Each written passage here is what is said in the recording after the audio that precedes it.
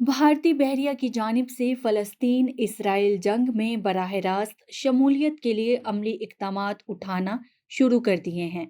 اس سے قبل بھارت صرف زبانی طور پر ہی فلسطینیوں کی جانب سے آزادی کی لڑائی کی مخالفت کرتا چلا آ رہا تھا، مگر اب ان کی جانب سے باقاعدہ طور پر جنگ میں شامل ہونے کا شاید کوئی فیصلہ کر لیا گیا ہے، کیونکہ بحر ہند میں اسرائیلی تجارتی جہاز کو نامعلوم ڈرون سے نشانہ بنایا گیا تھا۔ گو کہ امریکہ کی جانب سے ایران پر الزام عائد کیا گیا تھا کہ انہوں نے ڈرون کے ذریعے اس کو نشانہ بنایا، مگر ایران کی جانب سے الزامات کی سختی سے تردید کر دی تھی، مگر امریکہ اس بات پر باضد تھا۔ اس کے علاوہ امریکہ متعدد اس سے قبل بھی ایران پر حملے کے بہانے ڈھونڈتا رہا ہے، مگر کسی بھی موقع پر اس کو انٹرنیشنل سپورٹ حاصل نہیں ہوئی، لہٰذا اس بار اسرائیل پر حملے کو جواز بنایا جا رہا ہے۔ ہندوستان اس وقت امریکی کیمپ میں شامل ہو چکا ہے، تاہم اس کو نیٹو کا حصہ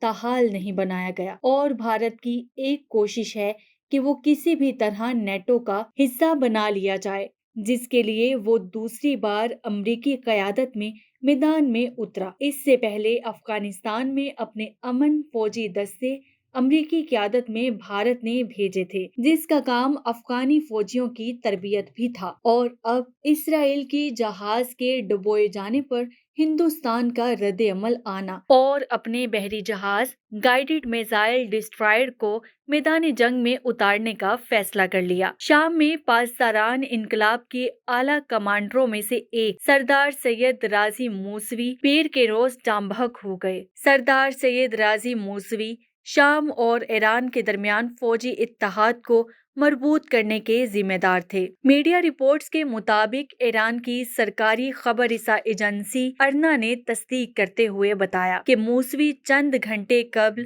دمشق کے مسافات میں ایک حملے کے دوران جاں بحق ہو گئے۔ ایران کے سرکاری ٹیلی ویژن نے سردار سید رازی موسوی کو شام میں پاسداران انقلاب کے سب سے تجربہ کار مشیروں میں سے ایک قرار دیا ہے۔